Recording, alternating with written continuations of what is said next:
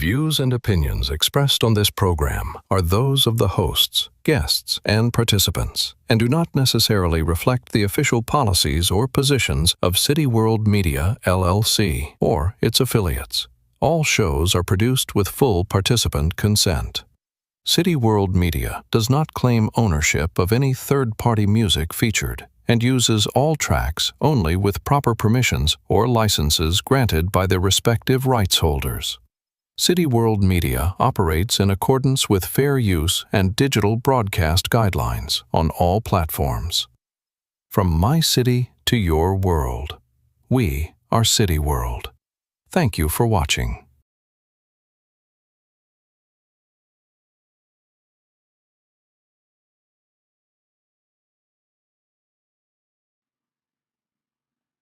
What's good, what's good, what's goody, man? It's your buzzing cousin Ghost Boogie. Check it out, man. We've got the one and only King Solomon in the house. You know how we do it. We always start off with something to watch. This one right here. Check this out. Like the wall, check out my reflex, more complex than the right side of Einstein's brain. Sustain mass appeal while I maintain hiatus. I blow up like the Unabomber, self-combustion, causing harm, ring the alarm, or get ready and grow out of materialism. Step into my realm of transcendentalism. You know we spark madism, heating the ignition, and now you'll listen. Get more meditation than Buddhism. You see we're profound, you couldn't ask a submarine what's going down. King Saul is back, attacking all measures. Treasures from Nigeria, making casual forms of hysteria. Teleport your crew to Liberia. Show them some next shit. You know I wreck skits. Scenes from other lands. I be bouncing round the planet like Carmen Sandiego, but I lay low. Only when in trouble I flow slow, but develop worded out skits to make your love rap be all over the map. Cities, countries, continents, please develop songs so people can understand eventually. King Saul, I'm free. We used to use African drum for communication. Sing spirituals to keep peace through damnation. Big tongues to save children's lives on plantations. All I see is frustration when I look at the past. Infiltration of another on our forefathers' past. Out of the darkness of the middle passage. Shackles around our neck, but still they call us savage. Overseers saw our sisters and mothers, left them with blisters and cousins. Tainted lies disguised, simple sounded discussion. And you claim you live with bravery. What's your definition of mental slavery?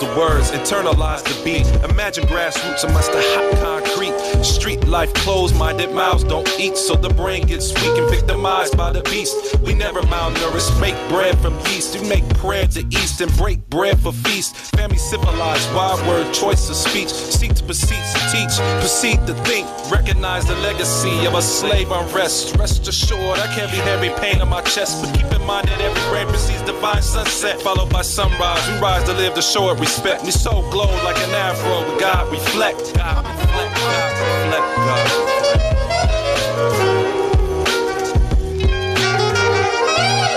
Onyx, tonics, phonics, toxic, demonic, silent, talent, quotient, technological potion, division, seditions, delight, subdue submission, discretion, oral lesson, fixation, mental orientation, generation, coagulation, menstruation, feminine orbital condensation, penetration, means only in moderation, relax with electrical stimulation. In my mind's eye, I see I and I myself, identity, ID, Freud, Siggy, Puff, Siggy, like Ziggy. This makes me irie, try me on for size, but realize potentiality.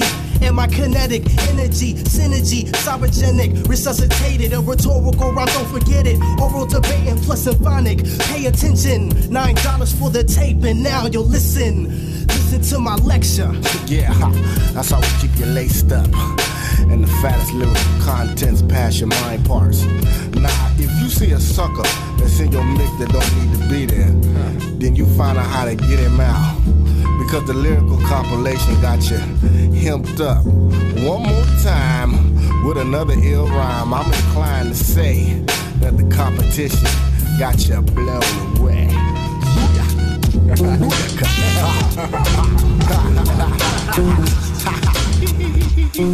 Sam Solomonic. Sam Solomonic.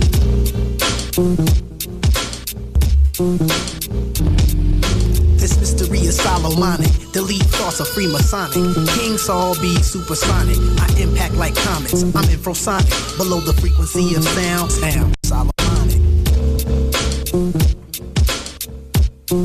Sam Solomonic.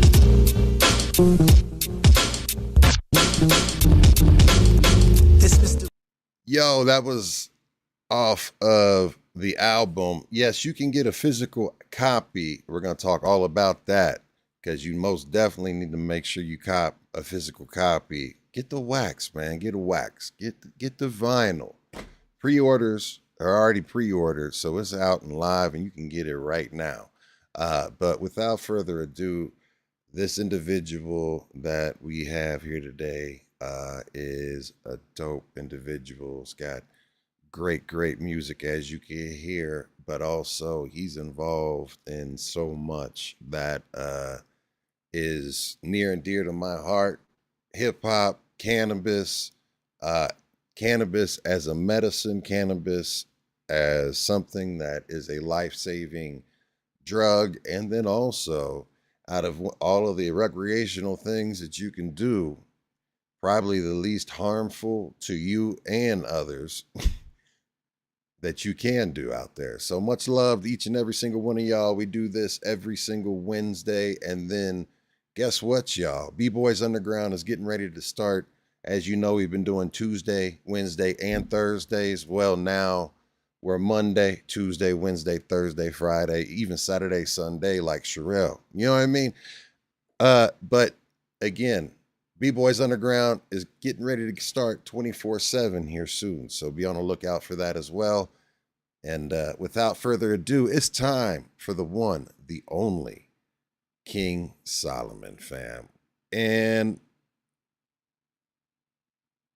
what's goody, fam? How are you? Peace. I'm doing great.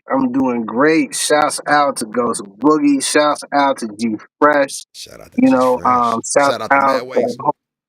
Shout out to the whole B-Boy Underground, man. You know what I mean? I'm here representing Cincinnati. Representing Ohio, and I'm really pleased to take some time out and get to talk to y'all. You know what I mean? Yeah, man. 513 stand up. And again, we gotta welcome you in properly.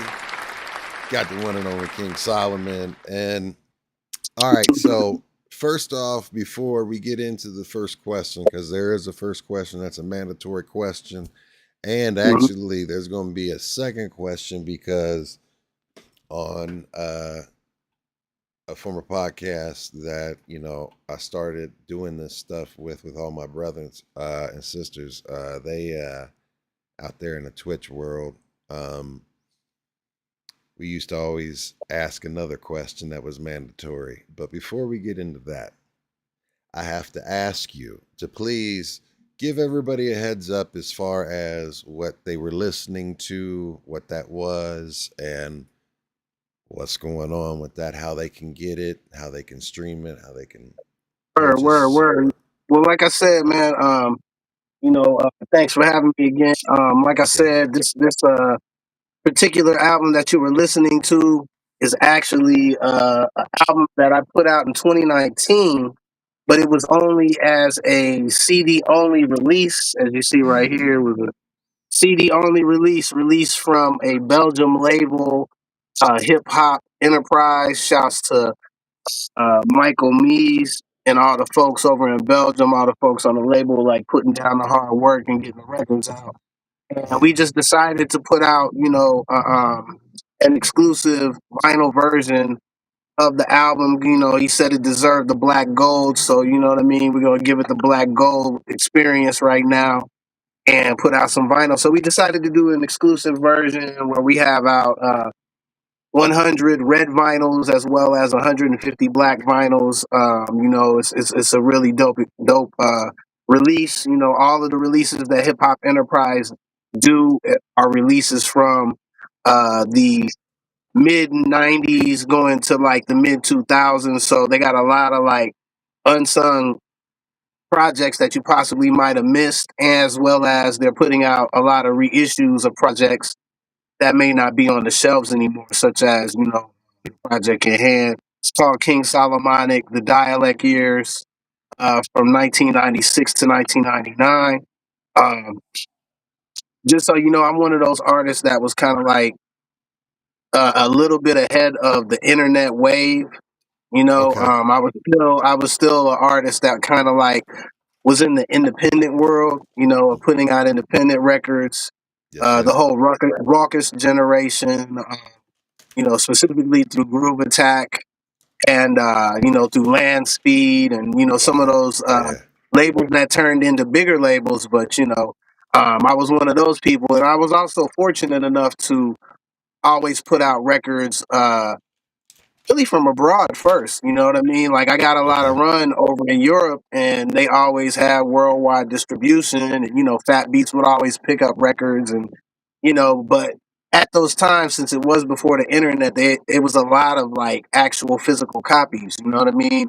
So a label like a Land Speed will put out like, 10,000 to 15,000 copies Yeah. of a product of a project, you know what I mean? Like sometimes 20,000, you know what I mean? Like and Yeah. you find yourself, you know, definitely on the shelves everywhere you go around the world. You know, what is that like to see your product on a shelf in a store? What was like I mean, the first time that you actually had, like the first time you walked into a store that you didn't have to go physically place it and sell it and get them to put it, but like you walked well, in I'll and be, like I'll be honest with you. I'll be honest with you. Even though I was on an independent label with worldwide distribution, I you still still had to had to put it in those hustle. placements. I There got you. was no internet, bro. You had to actually go to a physical store and take your product As and independent. as an independent artist, and hopefully they happen to see you in a magazine because at those times it was magazines that were really more forward with independent artist projects. And if Okay. you were fortunate enough to get in some of those like major magazines, like a Accelerator Mm. or a Source magazine or a Vibe magazine, and I'm talking like bigger magazines. They had some of these magazines had European counterparts, and being that my records came out through Europe, I had a little bigger appeal. Yeah. Shout out to the G Fresh. Yeah, yeah, yeah. I see you. Oh, there we go. I was like, I didn't know if this VPN was messing up something. What's going on, my brother? We got you together. We got you together. I was just explaining the whole thing of independent records, as you already know. We come from a era of before the internet, where you literally had to physically go to a store and take your product and put it in there because maybe you're doing a show in that city. And like I said, magazines were helpful. That was the underground. That was the net. Was the magazines. They used to, underground magazines. You know what I'm saying? Like, but also bigger magazines because they were still trying to find artists and still trying to find the next thing. So you can imagine coming out from Europe, being a dude from Ohio, and still getting like being on charts with a 50 Cent in Germany Yeah. or a Common in France and Germany, but like charting with them because the people like the music. You know what I mean? Like so, really dope, man. It's really really a dope perspective. And the first time that I ever really seen myself without placing it anywhere, I think was in San Francisco. When I lived in San Francisco, I went to Amoeba Records, which is like a real big independent store that's been around forever. Um, and they had copies of like I think it was Solomon. It was Solomon. It was the first record I put out on Land Speed with Fat John and the 5Ds. You know what I'm saying? Wow. Like, And it was just it just kind of blew my mind to see, you look through the K's and then you actually see King Solomon as an actual name. And then, also seeing like, again, I'm affiliated with the Mood Camp, and a lot of the first releases that I came out on was through them.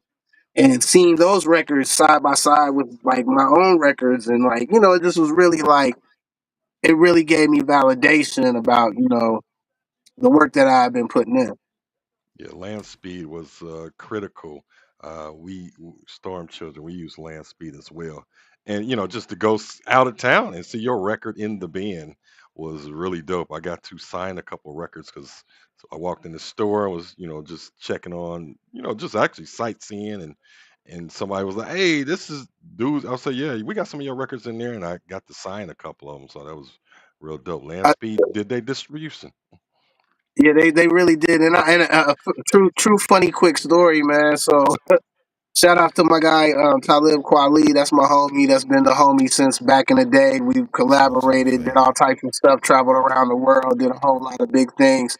But I remember one time he came back from Amsterdam. I think it was his first time going there, and he was just kind of like, "Yo, I went into Fat Beats, and all I seen was your big ass head on the cover and shit." Like, he's like, "Man, all I seen was your big ass head on the covers, man. You doing it over there, bro. You got to get over there, man. Like, you know what I mean? Like, so that let me know, like, oh, okay, word, yeah, that shit has got impact, in different places. You know what I mean?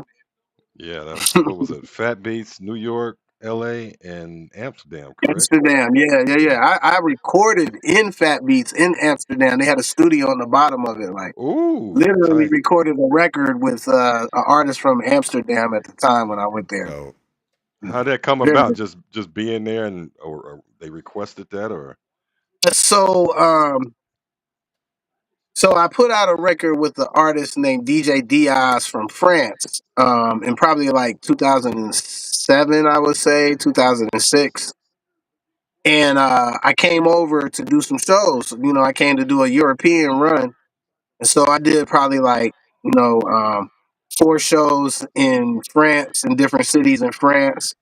I did some radio, some radio stuff in France, and then I also did some radio going in Belgium, and then we actually drove up to Amsterdam. And shout outs to Sonder and Boomhauer Records. Like, there's a record company out there. The thing is, I make sure that I know about these independent European records that deal with hip hop and Yeah. distributors that deal with hip hop.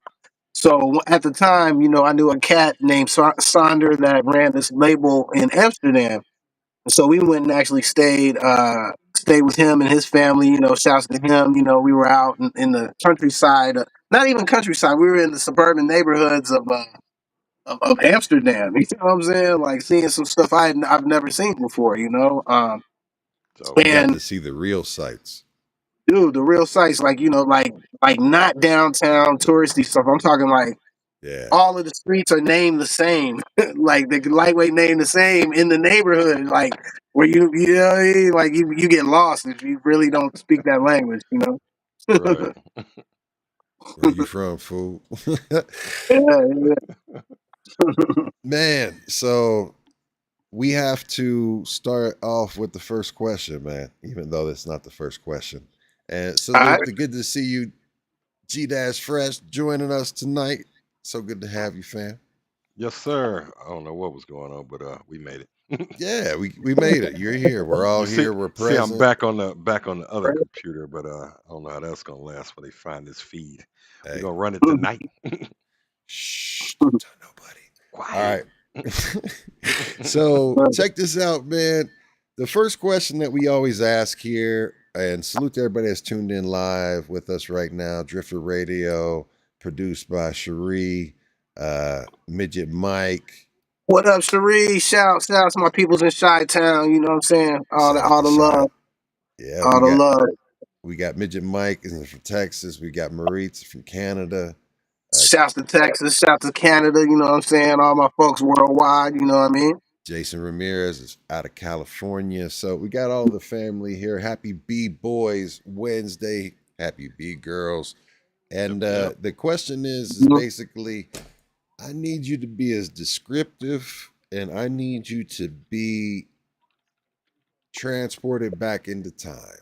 We're gonna get into the time machine. We're hopping into it, and I need you to take me back to the very first memory that you have associated with hip hop. And the reason why I ask you that is because I'm looking for you to tell me basically why it was so important to you or how impactful it was that led you on this journey to where you are today. And how it's been.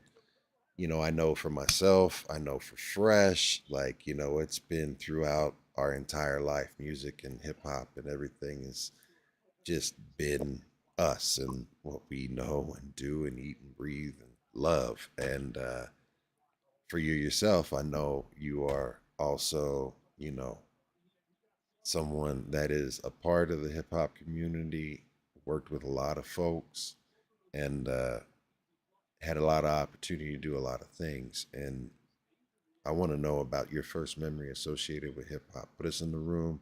What's the smell?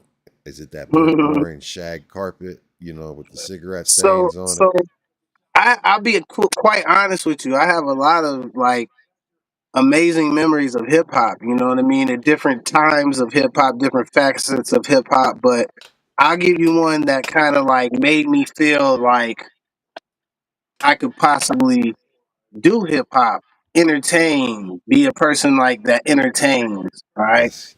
Um, as a kid, I was always into entertainment. I'm from Dayton, Ohio, originally. Shout out Um, to Dayton, the but Gem but City. my real hip hop journey starts in the Bronx, New York. I lived in the Bronx, New York, and from and I'm dating myself right now, but from probably like 1985 through like 1991, 92. Okay. Okay. In the school that I went to, CIS 229, my neighborhood is called the River Park. It's called Richmond Plaza. It's called Richmond Plaza. Um, I lived in the River Park Towers, right? There's a state park there called Roberto Clemente State Park. It's like the Hmm. big pool that everybody would go to. The buildings are right on the Hudson River. You know what I'm saying? So this was just really a really scenic, nice, beautiful place to live and grow. And Okay. the first show that I ever saw, or first person I ever really got to actually see live and do hip hop, I would listen to the radio and hear Red Alert. I would listen to the radio and hear Mr. Magic, Molly Mall, and all of that. But the first person I actually saw was Busy B, because Busy B Oh, came to our Busy school Bee. and performed. He was doing his tour, going around the schools, doing the "You Messing with Me, It Might Be Suicide." Bum, bum, bum, bum, bum, bum, bum, bum. He was doing like talking to kids about suicide. You know what I'm saying? And like because he had a song out that was like a really big hit at the time, and it was like, yo, he came to our school because my gym teacher knew him and he performed and it was just like Okay. it was hip hop. It was hip hop, like, and literally from the tops of our building you can see Sedgwick and Cedar down the street, you know what I'm saying, down the hill, you feel what I'm saying, you can literally see the beginnings of hip hop neighborhood, that quote unquote are saying the beginnings of hip hop. You can see Sedgwick and Cedar from Hmm. my neighborhood, you know what I'm saying, like, so that was really my first uh oh, and also, my dude Eddie Dozier, who was a friend of mine at CIS 229 in the Bronx. His dad at the Lamont time, Dozier. no sir, no sir, I guess I Eddie Dozier Senior. got At the time, we were told that his dad was Dougie Fresh's manager. You you. see what I'm Oh, saying? So it just you know what I'm saying. Like it was a lot of hip hop that ran through uh, the River Park Towers. I'll just say that. I'm not saying that that's for sure, but that's what the folklore was from the kids that I was right next to that I saw. You know, so yeah. that was like my real hip hop uh, uh, memory of like what hip hop was to me, or what showed me something. Because just his effect on the crowd was just crazy, man. It was just crazy, man. He only had one song at that time that we knew of, but it was out there. You know what I'm saying? Like it was out there. We didn't know about the battles and all. Like as kids, we didn't know that, but we just knew he was out there on the radio. He was on the radio. He was on, you know, his video was out. Like, Yeah. you know, so What was that the was real. song? What was the song? Was it Suicide? Was that the song Yeah, that was suicide. think think think, think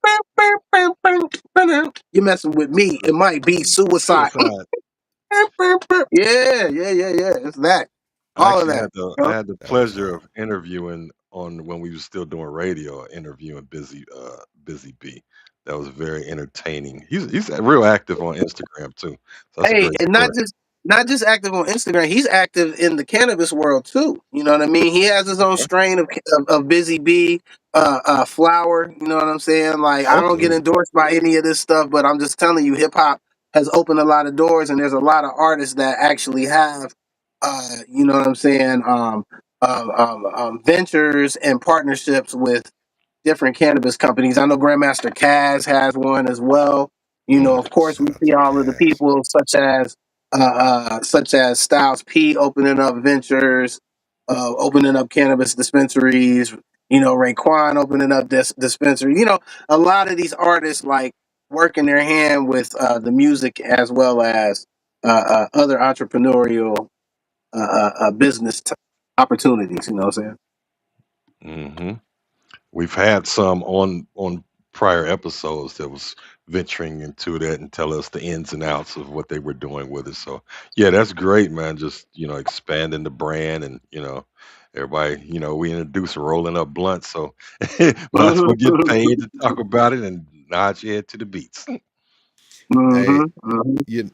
so you mentioned it, and you are in the cannabis community as well. And one of the other questions we always ask, or basically on the other podcast, would be, tell us the first time you ever smoked weed. Man, let me see. First time I smoked weed, I don't really remember exactly when. I do remember a time. Probably was in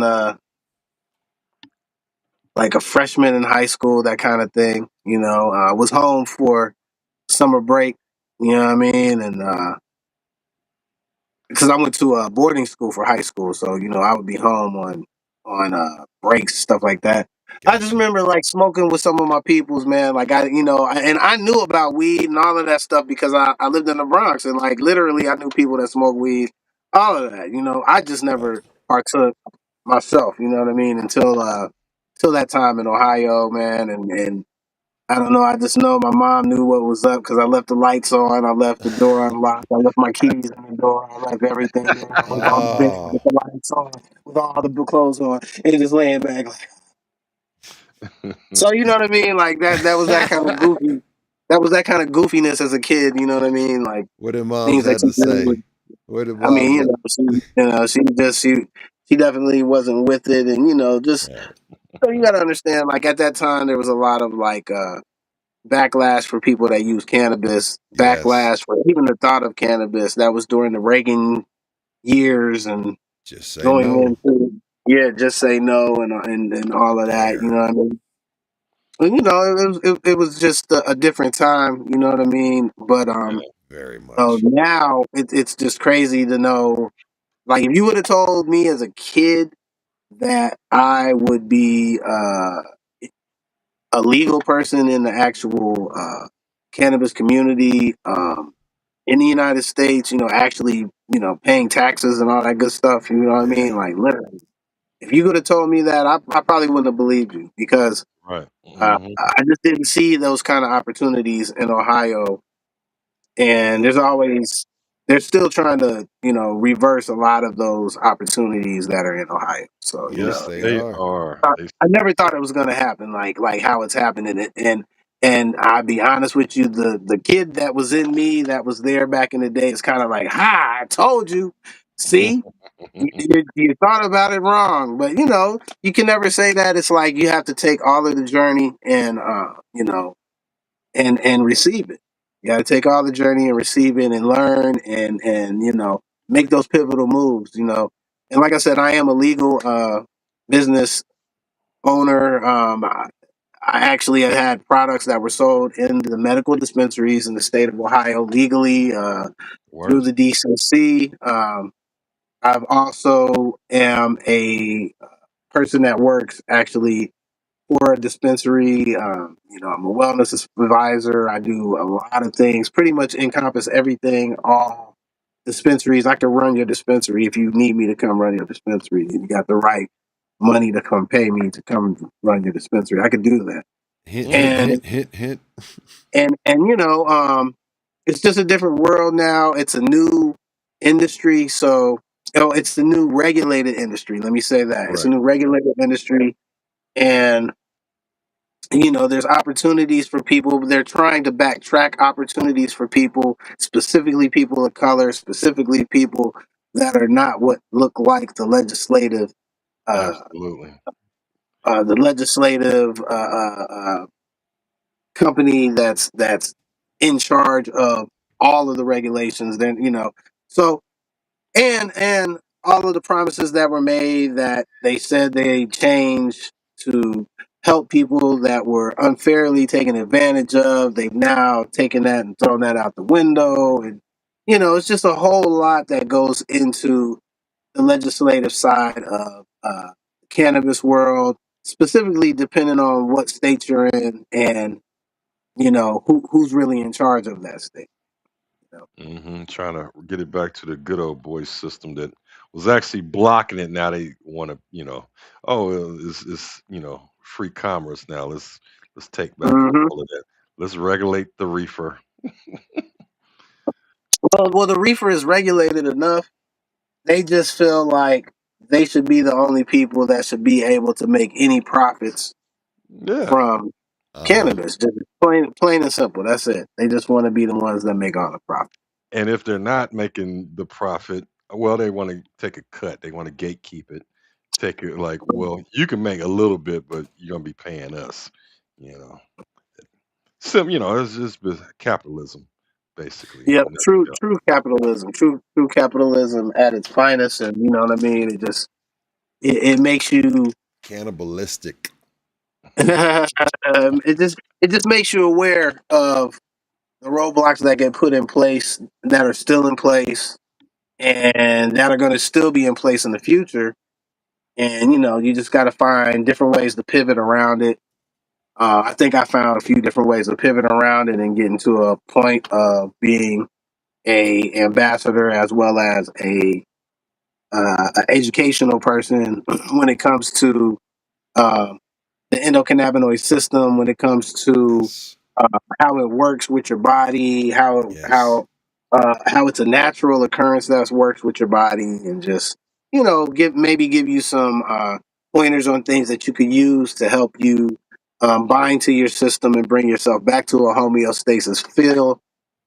So it's a lot that goes to it, and I'm not a doctor, and I'll tell you that off top, Hmm. but I'm definitely enlightened in a lot of the terpene dictionary and a lot of that good stuff. So Love it. it's really, A liaison. Yeah. yeah, man. We got to do different things. You know what I mean? Nah. Absolutely, and appreciate you for knocking down them and getting around them roadblocks, man. That's congratulations on that, and keep that up because I'm sure it's going to be more of them coming. Just keep moving them to the side. Yes, sir. Hmm. You know, one of the things that I think it's important, because you mentioned something that people don't understand, and um, with the cannabinoid system, uh, I had a bunch of dental work done on my front teeth today, so like things are numb. I still can't feel my face. Uh, no shout out to the weekend. Shout out to the weekend. But the thing is, that is so important. And people go to the dispensaries and they think, oh, let me get this number. They shop by numbers and they don't smell, they don't use their nose to, or educate themselves in regards to when they are trying different strains, uh, figuring out what the different terpenes and cannabinoids are in that specific strain and how it's interacting with their body so they can start pursuing the other strains that have similar uh, with terpenes in them, right? So is there any way that you could possibly help shed some light from your I mean, educated so standpoint? just, it's a natural occurrence for when people use cannabis. You wonder why they use it. You wonder why they like it. You wonder why it helps them. Um, Naturally speaking, in your body, there is a system called the endocannabinoid system. It's part of your central nervous system. It has two different receptors. There's receptors. There's a CB1 and a CB2 that correspond with these different cannabinoids. And the thing is, the hemp plant and the marijuana plant, which are both cannabis sativa, are different in different respects. The hemp plant is used for health benefits because it's higher in CBD or these cannabinoids. And what they do is these cannabinoids, like a CBD. The reason you know about CBD is because it's the one that kind of encompasses a little bit of everything. But you know, the reason that you should know about this is because again, it's a natural occurrence in your body, and it's almost like your body is lacking. It's almost like a vitamin to your Hmm. body, and it brings your body back to the natural feel because the CBD part relaxes your body and the THC part relaxes your mind. But it's also anti-inflammatory, so it shrinks a lot of those inflamed areas and inflamed from the inside as well as the outside. Most problems with people with health in older age normally deal with inflammation. It deals with Yep. like, a lot of inflammation. It deals with like your knees getting swollen, your legs getting swollen. And these products are products that help regulate that and actually turn it kind of in reverse from what they're saying. So Hmm. again, I am not a doctor, but I see thousands of people every week. And I can tell you that the ones that are coming there for medical reasons to get off of opioids and to regulate that endocannabinoid system and get their body so that they can work and regulate. They're really living these lives and really happy and blessed that we do have these dispensaries open with safe and regulated products. Yes. And look, man, big shout out to the people like yourself and everyone in the industry that are doing to help normalize, destigmatize, and everything like that. Because don't judge me for the joint in my hand while you've just pounded a whole bottle of Patron or whatever you sipping on, right? Or And pop this and that. or those too, right? Like, but all I'm gonna say is much love to you on that. And moving back into to music, the one thing I wanted to know was at what age did you start writing, and what was it that, or who was it in combination? What was it and who was it that basically inspired you to start writing down and putting pad to pen, pen to pad? So again, I'm from Dayton, Ohio originally, and you know, I've always been in entertainment. You know what I mean? Like as a kid, I used to as a kid was blessed to be in a modeling school that actually had acting and had like dance and all forms of entertainment. That's kind of like one of those things that's missing for the kids nowadays is those Yes. opportunities for them to try like all different parts of the arts. You know what I mean? Hmm. So you know as a kid, I did voiceover radio for Kroger's commercials. You know what I mean? So I was Wow. already in those big studios as a kid, I would see big boards, and I'm in there, doing voiceovers and that type thing, and you know, but and I've always been in entertainment. I've always been in acting. I've always been in like performance, black box theaters.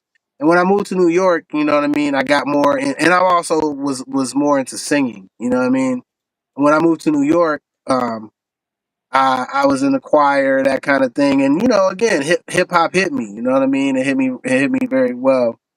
Um, and when I went to high school, I went to a boarding school. I went to a military school, right? Like in Indiana, in the middle of nowhere. You know what I'm saying? Like, That's Damn. probably the and same place my parents threaten to take me all the time.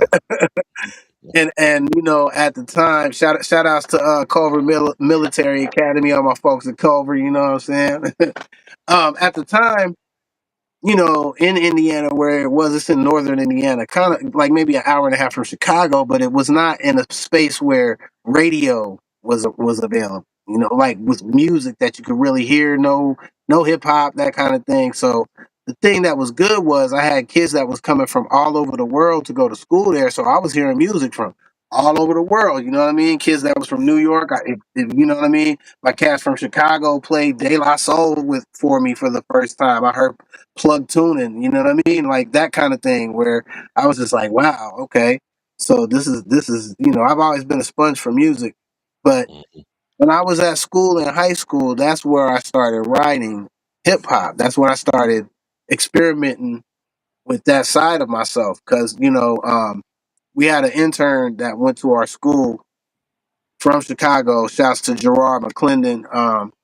He's actually a host on one of the shows on Chicago, like one of the daytime shows that talk about different things going on in the city. He's a correspondent, very well known, and he was actually he was one of the board members of Donda when Donda was when Kanye West's mom was alive. He's actually part of their whole Mm, Donda thing that she had going on, and Right. he's part of that whole educated portion of their experience. But he also was a rapper. He was an early rapper. You know what I mean? And he brought equipment to the school, and he had like the rack mount, maybe the Kai rack mount, and we had like keyboard and something else. And we had it literally set up in the it's called the M&A building, the music and art building. So it's literally like we had our own space to like learn and create. You know what I mean? And man, for me being a person that was very much into theater and all that kind of stuff, I was just kind of like, but I was very much hip hop. I grew up I'm like, when I say I'm hip hop and I grew up in the Bronx, if I date myself, I say, I'm turning 52 this year. I'm literally part born, the same. I'm the one the year after hip hop was right. was born. Right. Like, you know what I I'm just saying? turned Like, so, 50, fam. Salute. you know what I You're mean? right So there. shouts to you. And then to grow up in the Bronx and literally see hip hop like was kind of like, yo, okay, word. I could do this at some time. You know what I mean? And then, to be there, and then I met my man, my guy Eric Cohen. Shouts to Eric Cohen, man. He's still producing nowadays. He's producing for a lot of artists out of Chicago and a lot of artists. You know what I'm saying? Okay. He was the person that was making the beats, and I was rhyming. You know what I mean? I used to freestyle a lot. You know what I mean? And I used to freestyle a lot. You know what I mean? Like, and that was our thing. But then it's like, nah. But I also had a mind of like, you know what? No, but I have like concepts and I have like you know things I want to say. You know what I mean? Like I have things that I really want to say. So that was like really, and I could say that probably was like 1991 when this was going down. Iconic And year in and, hip and, hop. and, Yeah. and you gotta understand, like most of my friends there, the most of the black kids that were there, a lot of them, a good majority of them were from Chicago, from from Chicago, all over Chicago. But I had a lot from the South Side, a lot from just all over the city. I knew people from Chicago, and Eric Cohen just so happened to be one of those heads that listened to like Common Sense, because this was Common Sense. Can I buy a dollar? Original common sense. This is like around that time, and we used Hmm. to go to Chicago for like weekend trips. You know what I mean? Go to the water tower. We go. If we're lucky enough, we'll go to a football game. I mean, a baseball game. We'll go to O'Hare Stadium, hear Harry Carey. People think that because we had on military uniforms, they thought that we was military. Fools would be buying the hockey players beers like, "Thank you for your service." We down in that shit. You know what I'm saying? Like, Yeah. so it just that's kind of like my makeup of that. Hopefully that answered the question. Nah, yeah, I mean, I think that's dope. That I agree that there is a lack of focus on the arts. Everything is driven towards STEM, and Yep.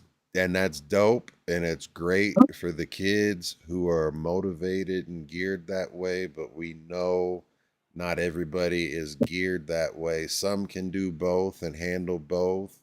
Some are more focused on the artistic side and being creative, and the creative mind is sometimes polar opposite the STEM side analytical mind, right? You try to get a creative mind over there, and it's like, I can't focus on this because I'm thinking about all this. I just want to create, So uh, I think that that's dope that you had the opportunity, and I wish that that was something that was still available and as uh, important in today's educational system. I mean, do know there's programs. There's all kinds. You have to search out those programs, but there is Yeah, programs for youth that you can go to. You can really, um, in Cincinnati, there's different groups that have like opportunities for the youth. I know my oldest, she actually went to the MRC and used to do part of the workshops and learn and perform and just getting her own creative space. So there is space for these kids.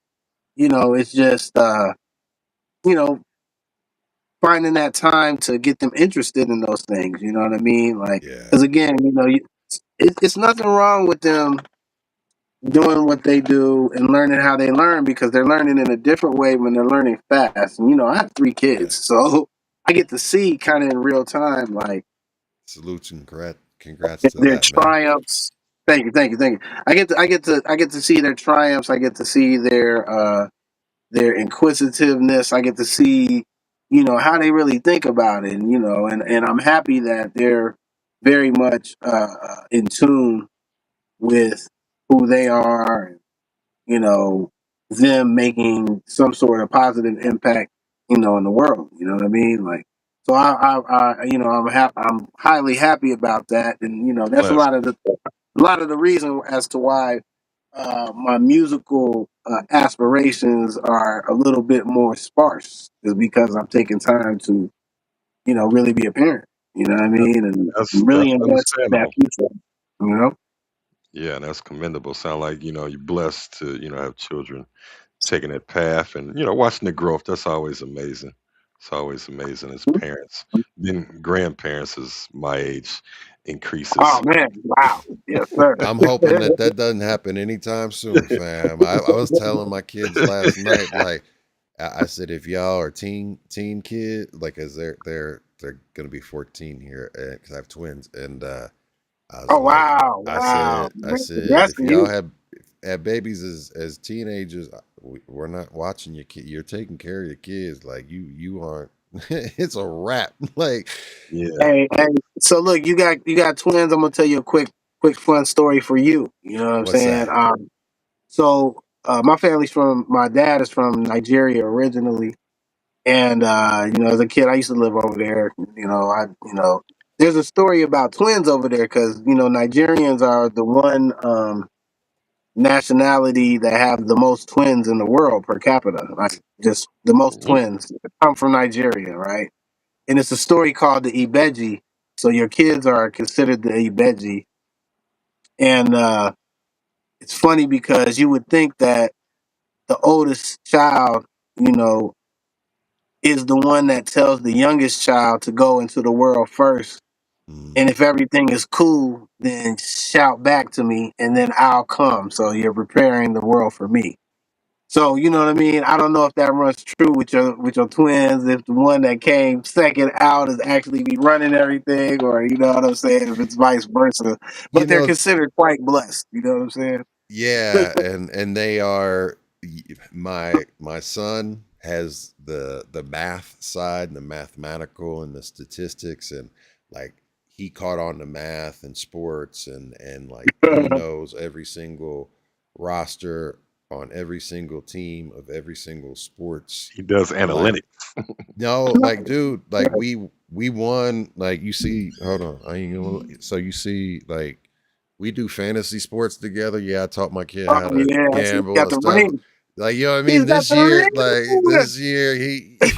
we brought it Brought it home, but home. I ain't Brought it gonna Yeah, lie. he home. got Like the chip. They won the he chip. you know what I mean. Like but we have multiple fantasy basketball teams, but my daughter is the artistic one, and she's the one with the high energy and very much the social butterfly, like, and she's very creative and that. So it's crazy to see having one boy, one girl, seeing the difference between the genders, and then also just seeing the different personalities in them, and the different, like, how one takes on certain characteristics of both and the other one takes on the other characteristics of us. So yeah. Yeah, listen, you hit jackpot. You got a girl and a boy first Yeah. off top. Bling! Yep. You hit jackpot. Shout out to Mama Boogie. She was the one that did it. That's She made right. it happen. I provided the potion and the motion in the ocean. That's all. I'm Right? sorry. But yo, getting back to that, so you went to a creative school. So at what point did you start, like, recording, and what was your first opportunity that you had to, like, get out there and get in front of people and really perform, like, on Well, that was everything the that you're first. doing? That literally was the first place that we were recording. We had recording equipment. We had the Yeah. 4 track. We had 4 track. It was cassette style, but again, this is also like '91. This is like '90. So cassettes. You have the right TDK cassette, and it's gonna sound golden. Like SA 90, you got to have the SAs, the you black know, and gold one. Bias. the Yep. black and gold. There we go. We got the Black black and and gold gold. Exactly. TDKs, man. Listen, So I that get that. was Here, what I wanted to ask you, and my apologies to interrupt you. I understand. no, you I good. want to know, like, the first time that you actually progressed and took it a step further from school, and hmm you, like, was like, all right, here we go. We're outside of school, like either getting So in competitions or. so I always again after high school. I went to college in North Carolina. I went to an HBCU called Johnson C. Smith University. Shout out to all my Golden Bulls. Uh, so I went there my freshman year, and again that was like a melting pot of all of the different black, uh, educated, you know, entrepreneur kids that are trying to get there a different world life, and they're all from different places, East Coast, West Coast, whatever. The first time I performed was probably like freestyling with them. But the first place I actually performed on stage was I transferred to Ohio State, to the Ohio State University. That's where I graduated from. That's the first place I ever performed on an actual stage where I was like, yo, I wanna open up for the show. And they let me open up for a show, and it was dope. It was dope. I had my dude Charles Cooper. Shouts to Charles Cooper. He was my friend at the time, and then became roommate in college. He plays the saxophone, so it was a different experience when you heard like our shows. You know what I mean? It was like a definite different experience. It was kind of like it just I don't know. It just had a vibe and a feeling to it. If you have like instrumentalists along with you, you know, Absolutely. and this is pre the roots being known by everybody and all that kind of stuff. This is just like, you know, raw having fun, raw talent having fun. And at Ohio State, that was really where I got my start, really pushing stuff out. And then while at Ohio State, a lot of my childhood friends from Dayton were actually doing recording and, you know, during the times I would go home for summer breaks and stuff like that in high school, I was still like we were all freestyling and learning stuff together. You know what I mean? And you know, in college we formed a group called the Universal Dialect. You know, from Dayton, Ohio, and we became one of the premier groups coming from out of Dayton at the time. We actually were in a group called the Tomb.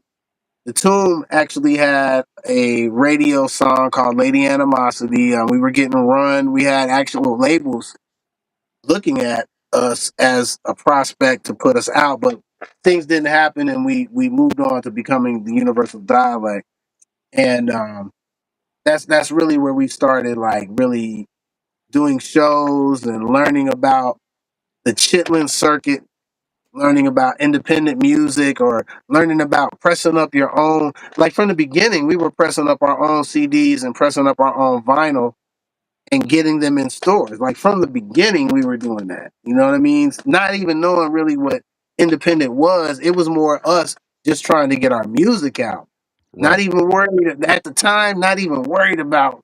Oh man, I gotta break even to get this out. Like it's like nah, I gotta get this to this DJ because he's gonna play this on his college radio show, and then we're gonna get a show at that college, and then you know, we can maybe sell, you know, we can maybe give away some stickers, so Anything. people will maybe go to the record store and buy the couple of records that we put in the store, or CDs we put in the store. So it was that kind of thing, man. It was like small, it Street was team. mom and pop street team, but a lot That's of things advanced happened. thinking. That was real advanced thinking Yes. that some people It really was. came It to really later. was. That was a lot of foresight right there.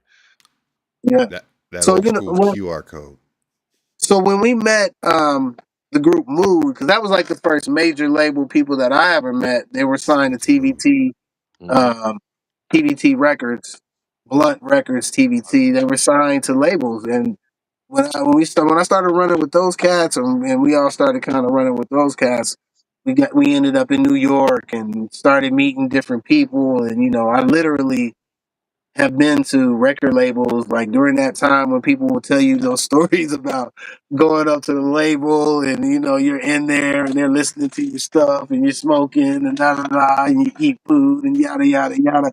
Like you know this was really big label work and I had no idea that these guys were like that advanced because they were super advanced. They were so advanced that they had an actual deal and they were on a label with Blunt. notable people, with Blunt. notable Right. people, Blunt with records. people like at the time it was like what Ja Rule and all them was on, but they were the Cash Money clique, and this is like Mike Like Geronimo and Geronimo, Royal Yeah. Flush, and Royal Flush. Yeah, these are all of the people that was on there, and you know this was kind of like the beginnings of like high techs production, like with the stuff that he was doing with Royal Flush, and then the stuff he was doing with Mood.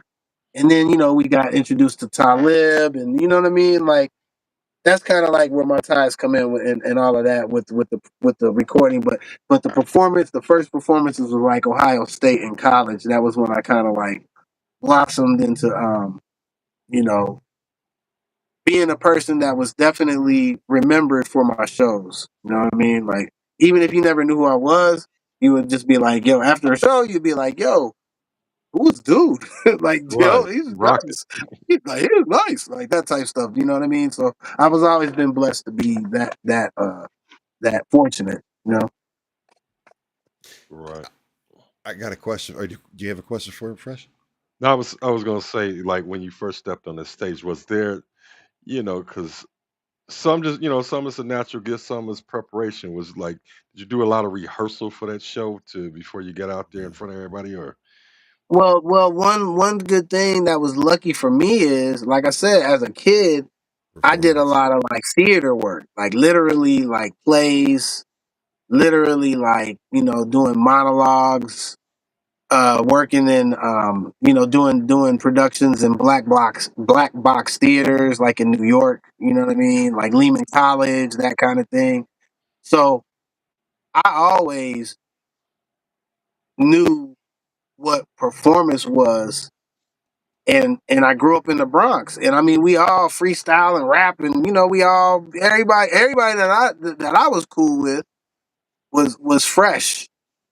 That's the word, fresh and fly, Hmm. like cool. You know what I mean? Like, but also they understood what hip hop was. You know what I mean? They understood at the time. We didn't even have really a name for it. It was just kind of like, you know, it's just what people would be playing in the Jeeps. You know what I mean? Like, and it might not even be the hip hop song. It might be Soul to Soul. How do you want me? How do you need me? You know what I'm Mhm. saying? Like, I was just listening to that. I'm walking outside seeing this. Like, you know what I mean? And literally, like, wow, okay. If someday maybe I could do this. And it just really gave me, like, being able to go on stage was just even more confidence, because I've already done stuff on stage when it came to like doing. It's just another.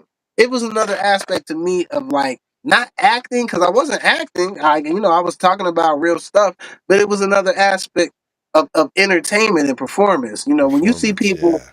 When you see people in New York, like, you see the Bucket Boys, you know what I'm saying, playing. Yep. Because Hmm. I seen them, back in like the late '80s, the Bucket Boys out there. Shouts to Jared, shouts to Chalk, Jared Crawford, and these are people that I ran alongside later on in life. Just happened to know to meet them through different, friends and that kind of thing. But to see the hustle and bustle of the street, I understood that, you know, I was talented, and I knew that I was good with recall, and I knew I loved hip hop. I was real good with recall. So That's if important.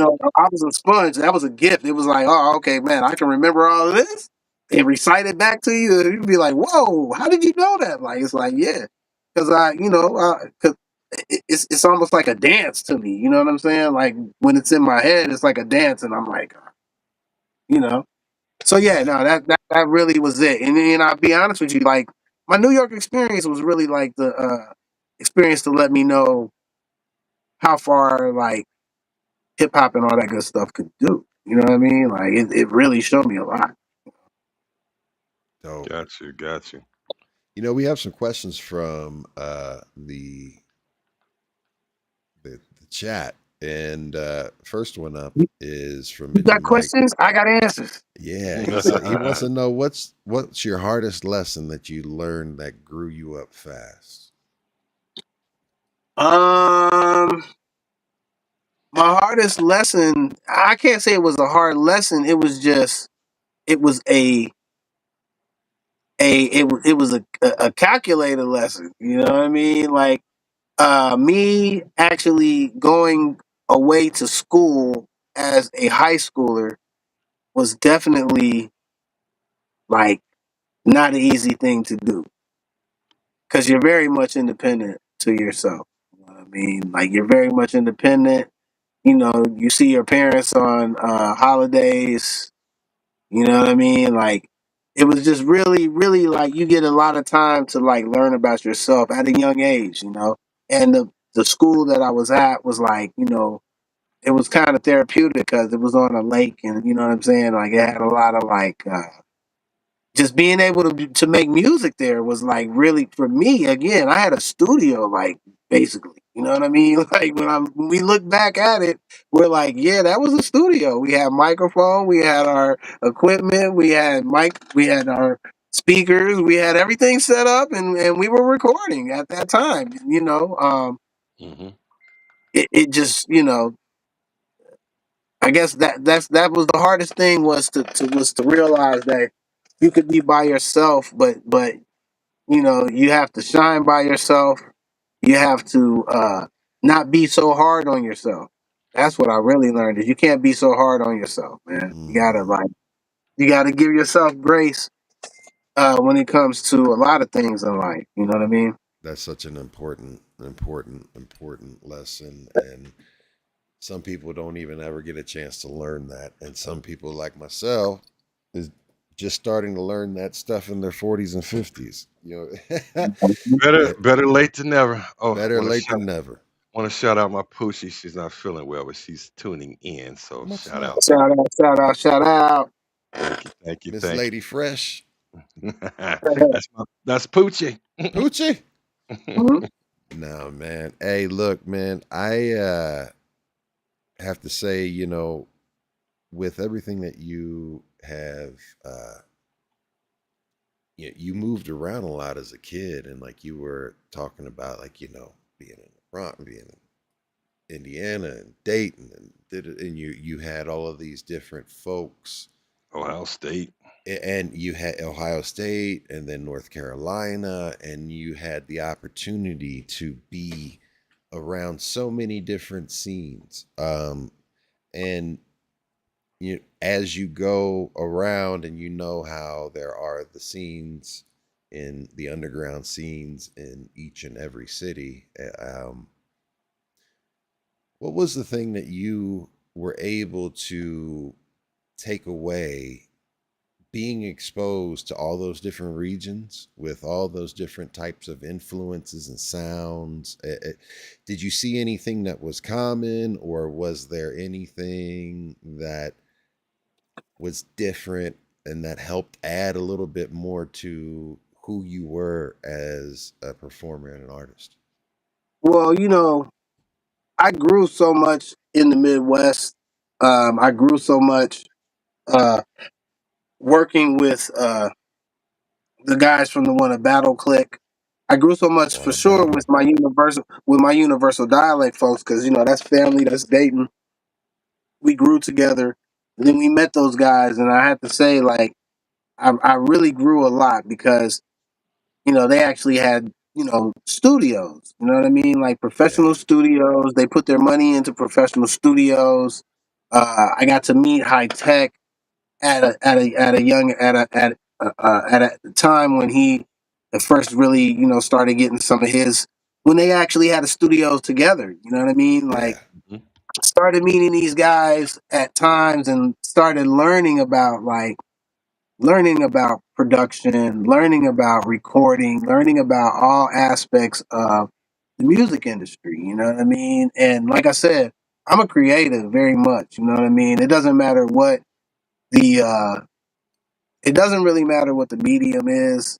I'm not really the best drawer, art drawer, that kind of person. But when it comes to performance type art and entertainment, I'm definitely have always been uh, looking at those type of avenues. Again, as a kid in New York, if I didn't go to that military school, I had actually auditioned for Fiorello LaGuardia, which is the School for the Arts. It's actually like fame for those that know of our age group what that yeah. is. Yes. I actually auditioned and got accepted, but I didn't go. I went to Wow. boarding school instead. But Gotcha. that being said, the lineage of folks that come out of that school are like all over the place. Even up till now, Timothy Chalamet graduated from, went to LaGuardia. So you know what I'm saying? Like I always was an entertainer, man. I just learned that like hip hop was always fun to me, and freestyling was always fun to me, and like being able to make people laugh when I would say something was always fun to me. You know what I mean? So I just took that as an experience and started formulating my own type of sound. You know what I mean? And that's the thing that I take away from everywhere is that you can go to any city and start sounding like everybody there.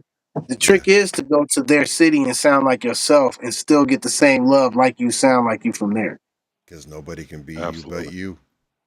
Exactly. Because, like a lot of folks don't know, I'm from Dayton, Ohio. A lot of folks in Cincinnati think I'm from Cincinnati because I'm so plugged into the Right. Cincinnati experience during a certain time of hip hop, as well as still like even to this day, like Dayton's only because $45 I minutes away, mentor fam. people.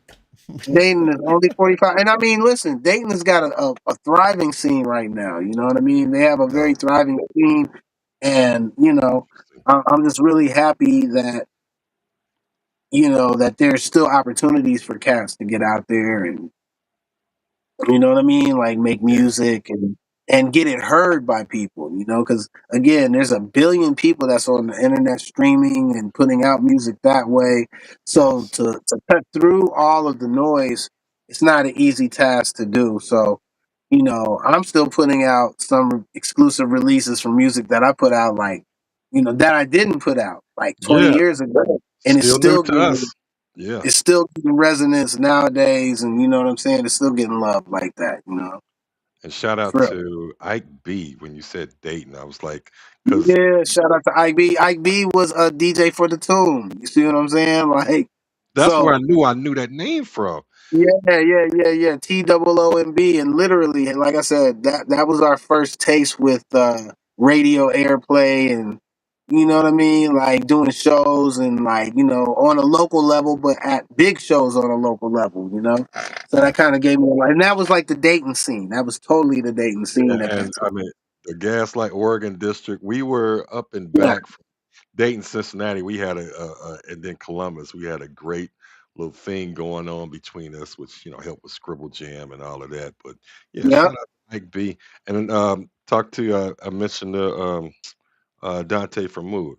I was texting him yes, and all. sir. Shout Shouts out to Dante for What Mood. up, what Shouts up, to Main Dante? Flow for Mood. Let me shout out all the Cincinnati crew. My man Crunch EX. You know what I'm saying? Yeah. Big shouts to my man Primo Ohio, bro. Because like on my new record that's coming out, this exclusive. This is the CD version, but the exclusive vinyl is 14 songs. You know what I mean? It's got production by a lot of dope Ohio artists. You know what I'm saying? As well as like myself on production, you know what I mean? But yeah, man, just really trying to put out quality material, you know what I mean? Like stuff that stays timeless, you know what I mean? And Yeah. that's really the goal. Like I may not have the bandwidth of as other artists putting out projects, but the projects that I put out are quite quality. That's And awesome. you can play it now and it's still gonna sound like quite new. You know what I mean? Like specifically if you've never heard it, it's going to give you a vibe and it's going to take you to a time. To a time and Absolutely. zone. Quality over quantity any day. Absolutely. Exactly. And again, a lot of the records that I put out, they're not on streaming platforms. You know what I mean? They're collectors' items. They're items that if I put out a red vinyl, like we got that heavyweight vinyl. What I mean, that's like quality sound. You know what I mean? And Absolutely. it's truly art for those collectors and those DJs and people that are still true to the form of having Yeah. vinyl. And vinyl has made a big comeback, make a big, Yeah. big, big comeback. A lot Yeah. higher in price, but it's back. Yeah. And Mhm. people are buying it at that clip too. Yeah, I and was Record That's looking at right. Store Day was just this past weekend. It was Saturday. It It was sure Sunday. was. It was. Yeah. Shout out to all those people that that pre-ordered the album on Record Store Day. You know what I mean? I put that out there. A lot of folks did actually tap in. You know what I'm saying? And they tapped in and got that. You know what I mean? Again, it's definitely different being able to put out a record um, from Europe as opposed to the United States. You know what I mean? Like those real collectors are going to be the ones that's going to purchase that over here. Because it's only going to be an exclusive amount. And to be quite honest with you, most of those markets they're already catered to people that buy those records. So those right. 250 are going to They're gonna go go quick. real quick. Quick. They're gonna go real quick for whatever price is being sold. It's gonna go real quick. And again, like I said, overseas has always been a blessing to me and helpful in my journey as a hip hop artist. You know what I mean? Absolutely. And And that link tree right down there and is in the chat. That is the way. Yeah. And it's also in the show description. All of his channels, all of his links are All the in this, math. is all of it hmm is Yeah, and so that's Green support. Ideas and Wellness. That's kind of like the hub of all of the projects and products that I have came out with, and that I'm still promoting and building on. You know what I mean? Again, I do a lot of advocacy under Green Ideas and Wellness. I've done some work in the nonprofit sector and with cannabis.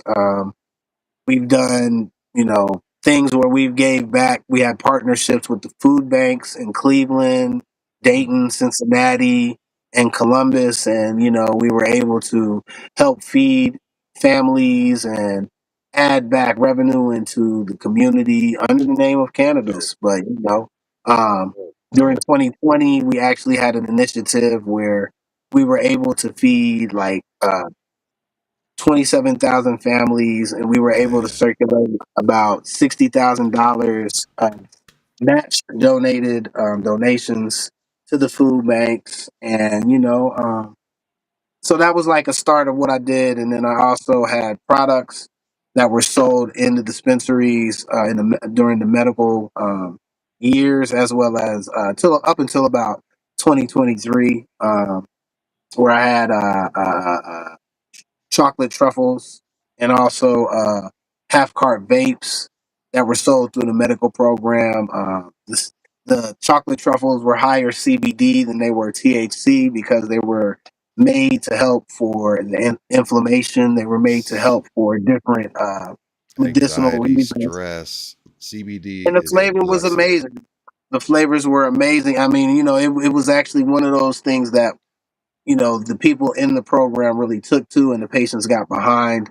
Um, again, once we went recreational, there's been a lot of changes the uh, in the dispensaries with what they actually purchase, because most of them are kind of like working on their own vertical integrated businesses, such as processing and manufacturing, and then putting those products in their dispensaries.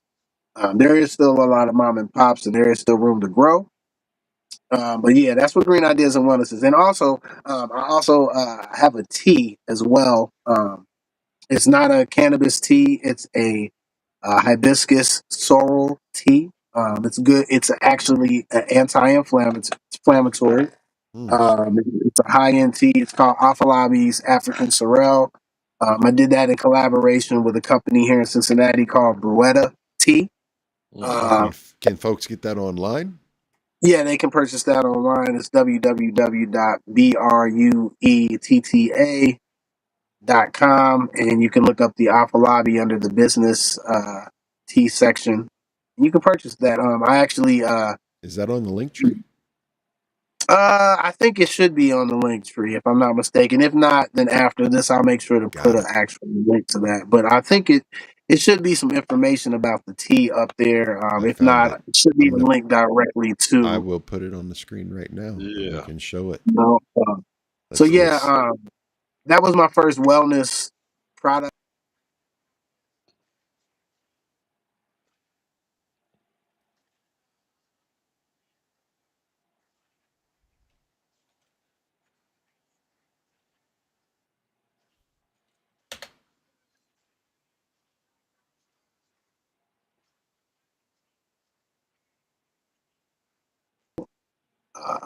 Really good.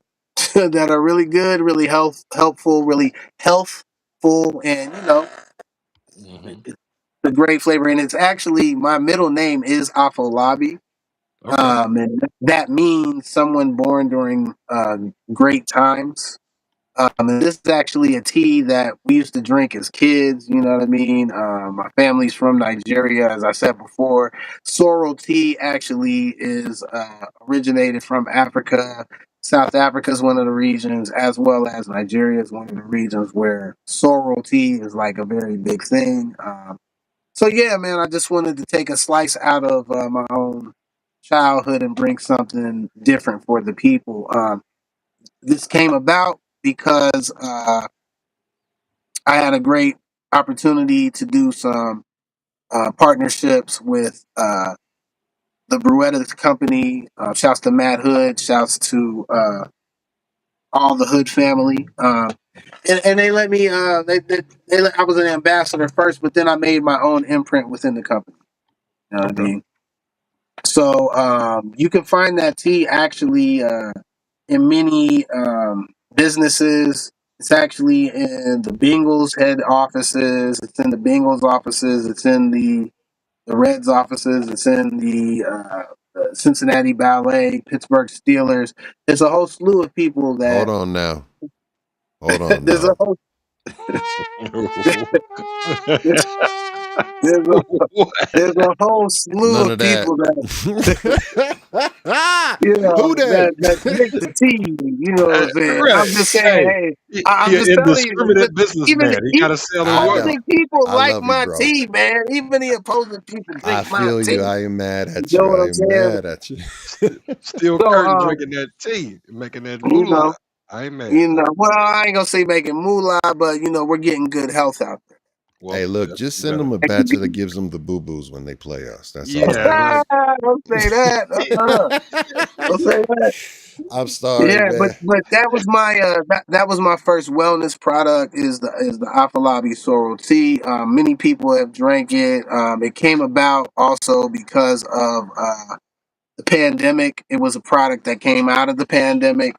mm, Um, I spent some time in Yellow Springs. Shout out to all the people in the village in Yellow Springs. We're gonna talk about that too. And while I was there, as an ambassador of tea, I was kind of gifting people, different like tumblers with custom faces on it and all that kind of stuff. And I was actually doing tea parties and you know what I mean, like that kind of thing. And That's dope. so it turned into me actually making my own product, and that was the first product. And then after that product, I went into doing the chocolate truffles and doing the cannabis products, and then also moved into doing some CBD products and some hemp derived products as well. So and wifey just texted me. She says, "There any samples for her wellness?" Because she she says she's enjoying the show and would love any samples for her wellness and convalescence. For sure, I might have some gummies for her. I might have some of the alpha. I don't have a. I don't even, do I have any here? No, I don't even have a. I actually do have a gummy. I actually do have a gummy that's for sale. But Ohio has changed their laws, for Delta 9 hemp derived products because I sell legal products. Mhm. So they changed their thing, but I definitely got something. You know what I'm saying? I got something for her on the side for sure. Appreciate it. Yes. Yo, so you mentioned Yellow Springs, and anybody that knows anything about Ohio, Yellow Springs is a historic town. Mhm. It was originally like what you would call "quote unquote" a hippie town. Mhm. They had a pizzeria there. It's still there. I think it is because I haven't been there forever. But Mhm. it was, mellow mushroom, and you used to back in the day supposedly be able to get magic mushrooms on your pizza if you ordered it with mushrooms or whatever. But the one thing is that is important is that Yellow Springs is becoming a mecca for comedy. And you mentioned early on about like you've been blessed in the fact that you came up with folks during their come up and have had humongous careers and are known worldwide, and you were a part of that and you were in that scene, so you've been around a ton of people. And when you are in a room with high level people, such as Jerobi from Tribe Called Quest, Shout such out to as the Jedi. I Jerome, mean, that's my guy. listen, man, Tribe Called Quest, I'm sorry, one of the most important groups in hip hop. Rock and Roll Hall of Famers, Yes, sir. the Tribe Called Quest. Let's make sure we say that What too. is it? 4 albums in a row, 5 mics, 4 albums in a row, Yeah. right? Yes, They're sir. only ones that ever have those, Sir. Yes, sir. and in Jerobi, you know, whenever you see the interviews, especially like the Tribe documentary that was filmed back, they had always mentioned like Jerobi was the heart and soul of Tribe, you know, in all Mhm. honesty, right? And he's such a beautiful individual. Like he's just seems like he's such an amazing, just human that I was like, man, hope to get a chance to meet him one day. But what was it like? How did you bump into him, and how did you, you know, tell us about that? So I mean, I've always, again, I'm a fan of hip hop. You know, I was a fan of A Tribe Called Quest since a kid, since a younger guy. Lost my wallet in El Segundo. Since I was a fan of the Jungle Brothers, I was a fan of all of the native tongues. But I've learned from all of each other first and foremost. Yes. Um, but so I've known Jerobi just through the music, through hip hop. I think the first time I met him, and it's weird. The first time I met him, I'm gonna say was in college. At Ohio State. Uh, at what's the concert hall across on High Street? Oh shoot. The Newport. I think it's called the Newport. So at the Newport Music Hall, they came on tour with De La Soul at the time, Okay. and I had met him then just briefly, saying peace, peace, and that type thing. Mm. Then flash forward, I'm a fan and all of that. Uh, I meet him actually through Dave Chappelle. Strangely enough, I met him actually in like 2019, 2018, when Dave was doing the juke joints. Yes, He sir. was doing these parties called the juke joints with the guy Fred Yone and D Nice, and it was kind of like a private party that would have at like this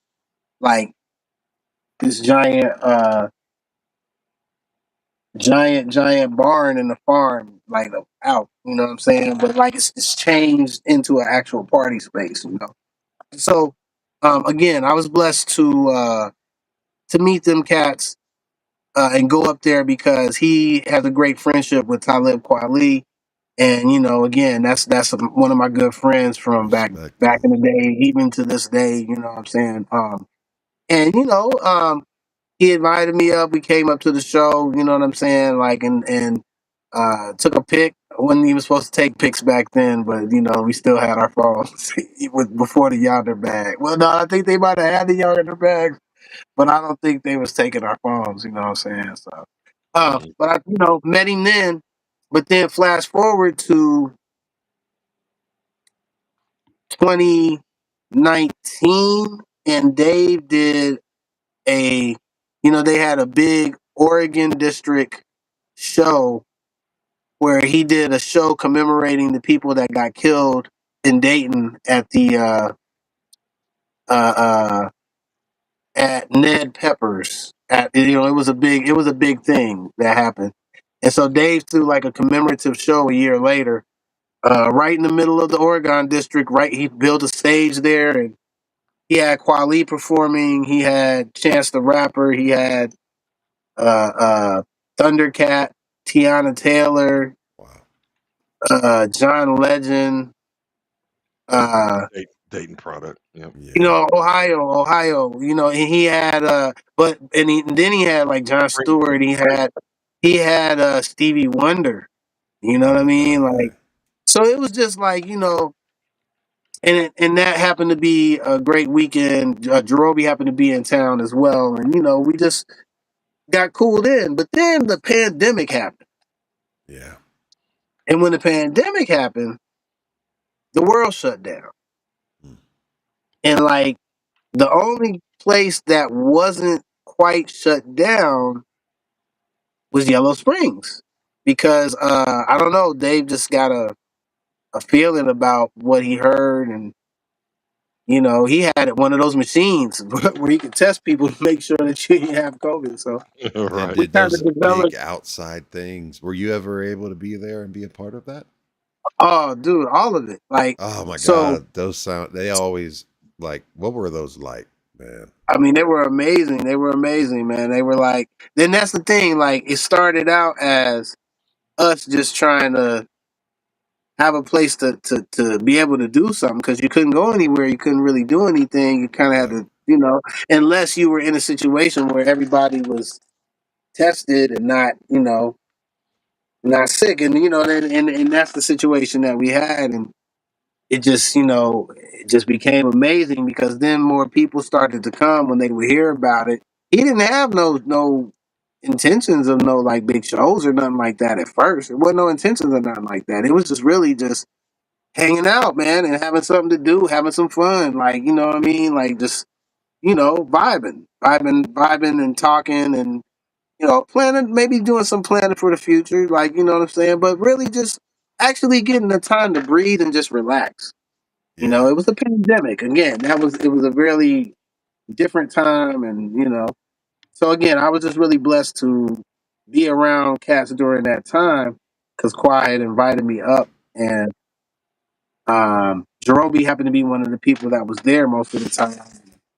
You know, um, you start to meet people, you start to decide to do different things, and maybe you'll meet up another time and kick it somewhere else or whatever. And it almost started to be like the Avengers because we literally was like, a group of folks all thrown together, and then pandemic, boom, and then we finally started piecing off to different places. But then, people would do. I started throwing shows. So that's kind of was the first thing that kind of like brought Jerobe into the fold. Is I started doing shows, and I decided like, yo, man, I need somebody that I can work with, and we had a great rapport. We were always cool with each other, and I I knew that he was a chef outside of what he did with the Tribe Called Quest. And at the time, a friend of mine who became my business partner, Ty Fuji Moore, shouts to you, my guy. Basically, he was trying to get people back into his restaurants because of the pandemic. And I said, well, you know what? Illinois was also legal in cannabis at the time. So one of the only places. So I said, you know what? Let's do some dinners, meet and greet, and infused dinner, meet and greet with Jerobe. And then we'll do a show the following day and we'll do my podcast where I sit down with him and talk on stage in front of an audience. We'll make sure that everybody has that. We had COVID kits at that time or whatever, so we had everybody was COVID tested and everything was, And we did something in Chicago, and it was at the Chop Shop, and it was like it was an experience and it was a vibe, and like a lot of the people that came that weren't scared to come to the event were like kind of influential in what they do, and they kind of help spread the word. You know what I mean? Like for us to do more of these and I just decided, okay, let's do more. So the next one we brought Diamond D to come spin 45s alongside of Salute Jerobe Diamond D. DJing, you know what I'm saying? And then it was the meet and greet, and then then the next one came when we decided to take it to Detroit, and we did it with the artist Jessica Care Moore, you know what I mean? Then we took it back to Chicago, and we did it with uh, Pharaoh Monch and his group at the time called 13. Ooh. Get So, the fuck and that was up. like their first show out of the pandemic. You know what I mean? In front of a front of an audience, and like with them, we like to make those shows experience. So we had a comic book signing at a comic book store because they actually had a comic book that came out with the album, and they had a mini movie that won awards and all that kind of stuff. So, we made it a real experience. You know what I Yeah. mean? And folks don't forget that when you put a lot of special things in it. You know what I mean? It's like that. You know. So yeah, that's kind of like how we started doing work together and just kind of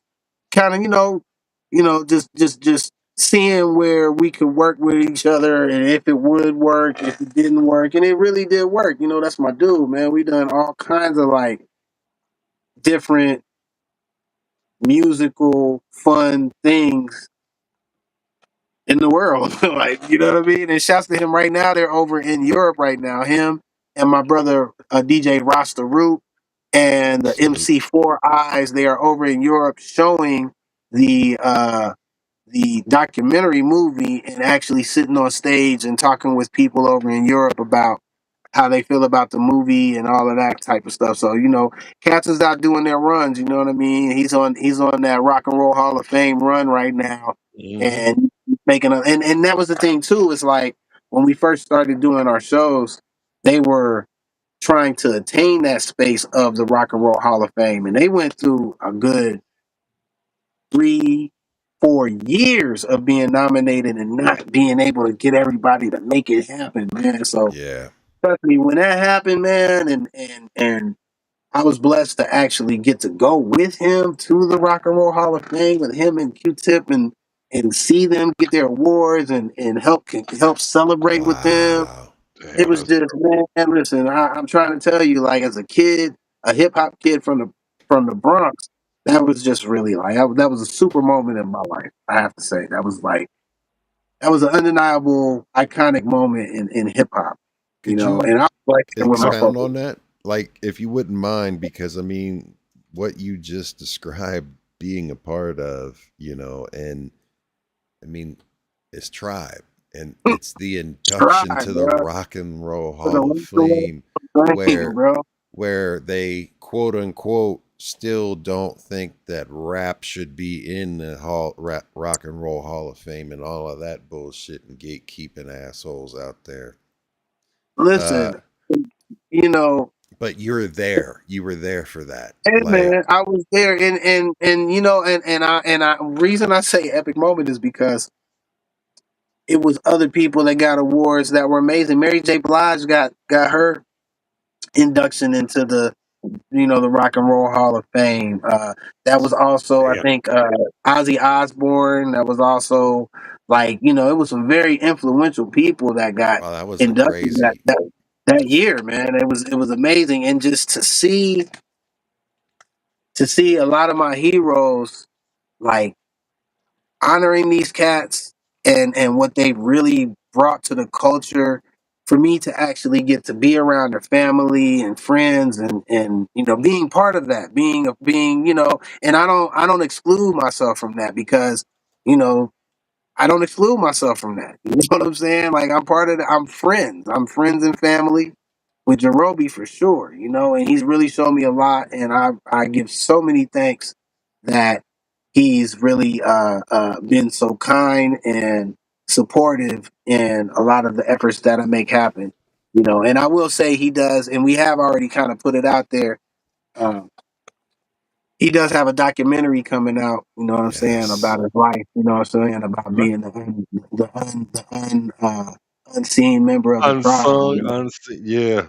Hey, Yeah, so that class, and you there. So here's that class just for people listening. I got it So too. it's Go ahead.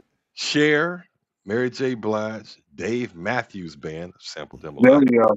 Foreigner, Peter Frampton, Foreigner, yeah, Cool yeah, in the Gang, Cool. Ozzy yeah. Oh, Osbourne, dude, woo, and Tribe Called Quest. That's a bro, you gotta great. understand something. I kicked it, party with Cool in the Gang. You know what I'm saying? Had Daps pictures, all of that, and then I Wow. mean to top it off, Dave and the crew pop up in the house, man. I'm with That I'm with Jerobi and them, but to walk into the party and run into Dave and Quality, where Dave is just like, "Hey, Solomon," you know what I'm saying? It was just like, "Yo, man, what an iconic night, man!" And everybody that has seen any video footage that I know cats have seen that out there, man. Listen, I can't even describe what went on. It was just a beautiful moment, man, for hip hop, a beautiful moment for music, and I'm just really, really, really glad that I was there to be able to see it, man. yeah, I truly, Dope. and it was basically when they were inducted, it was with a tribute from Dave Chappelle and performers Queen Latifah, De La Soul, and Common Busta Sense Rhymes. It and was, Common, yeah, Yep. yeah. Yep. So and that was Black some good Thought. work. Look, and Black and the Roots, Black Thought. You know what I'm saying? What an Yeah. amazing induction and tribute, to see and to be a part of it. You being at one of the most important moments in hip hop history because I mean, anytime Dude, hip hop can be actually acknowledged and put up a beside all of the other musical Yeah. greats, because hip hop never gets its respect that it dude, we deserves. legit. I legit was backstage with Tribe and Slash or Sammy Hagar, and you know Damn. what I'm saying. Like all of these folks interacting and showing love to each other, and like you know what I'm saying. Like really seeing like wow, man, this is entertainment is amazing, man, and they love hip hop. You know what I mean? Don't let them fool you. They love hip hop, man. They love hip hop. I'm telling you. with with Artistry. This the it's an art form, and they are are the artists respect that art? Yeah, and Mhm. being being around those folks and in those situations and observing how people move when no one has to perform and it's just the guys, right? And you're there, and no one has their guard up because it's the crew or the family and it's there's no outsiders in. And you start to see what was some of the was there any lessons that you learned or that you were able to talk to these individuals, or what was one of the greatest lessons that you learned from any of these folks, like any wisdom that you could share that could benefit the rest of the world? I mean, the best thing that I could say is again, I'm so thankful to Dave and his wife Elaine and the whole Chappelle family, as well as all Team Chappelle and all those folks, man, that were there originally, as well as the folks that are still there now, and the new things that he's doing. Um, I just really what I took away from it was be more about the community Mm. and not just the self. And that's really what I gather from it. And what I see, all of the things that Dave has done in the world as a philanthropist and as a person that's trying to just be a good person in his community. Um, I'm really fortunate to see that and get some sense of uh, mentorship or understanding and just friendship. You know what I mean? Like to understand that it's just gotta be a good person, and you don't have to tell everybody everything you do. You know what I'm saying? Yeah, You just gotta be a good person. be a Very good right. person. The Right. golden rule. Yeah. Well, somebody in the chat saying, we're getting near the end. But, they like pump up the music. We got anything we can drop Yeah. on the Is people? there anything that like we could continue to play some music from Yeah, uh yeah, yeah. We can still play some of that, yeah, yeah. because that's Let's that's what that's what's out right now. This is like it's like a little mix that my folks from Hip Hop Entertainment Hip Hop Enterprise put together. Just with like some of the songs, you know what I'm saying? So, we were listening already. You can definitely listen so you can get an idea of like what I was sounding like, what I do sound like, and just what the Steez yeah, is. Make sure you order that album. You know what I mean? There may do still that. be Do that. CD copies that you can purchase. It would be considered an import CD, so do be aware. If you're a collector, pick up that album. You know what I mean? Like, and if you collect that vinyl, definitely pick up that album if you get the opportunity. But check it out, man. Shouts There to it is. all of our peoples from B Boys Underground. Thank you for keeping a brother in the mix, man. Oh no. Absolutely. We're blessed. Absolutely. Yeah, we're blessed and honored to have you, family. Thank you so much for being here. Appreciate you. And again, Appreciate if you, I'm going to share the link in the chat directly to this video on YouTube so you guys can follow and support and listen and stream and also order Show some now. love. Show Yes. some Yes. love. And then, of course, I'm putting his link tree in the chat right now as well. Yep, the And link tree is one way, but also you can go to at King Solomonic on Instagram. KINGSOLOMONIC on Instagram so that you can get everything. The link tree is connected to there as well. You know what I mean? It'll give you more information about like different initiatives I got going on, as well as music and entertainment. Some of my blog posting from Green Ideas and Wellness is also a blog that I have like a lot of great education talking about cannabis as well as entertainment. Yep, and I was gonna want to play some of that as well, and I just put the link to the IG in the chat, as well as it's also linked in the description of the program. All of his links, everything. And with that, Appreciate you. oh man, we appreciate you, family. Thank you so much, and let's get into it. Let's go. Word. This mystery is Solomonic. Delete thoughts of Freemasonic. King Saul.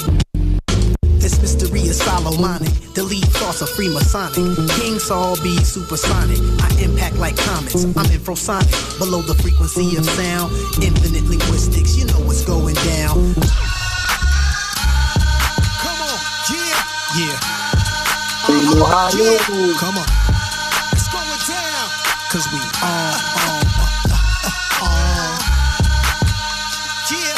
Yeah. You know it is, yeah. You know we on it. Check. Come on. My motive is so swift. Make the world shift. Change the situation in time. Till I'm inclined to take off. Lyrically blast your face off. Don't hide. If you got a mask, then take off. Drop down general style. I move units. Spotlight. Flash pose. Persevere through it. I tap mics. Test my steeds. I spit fluid. Solomonic. Oba King. Such titles. I'm royalty.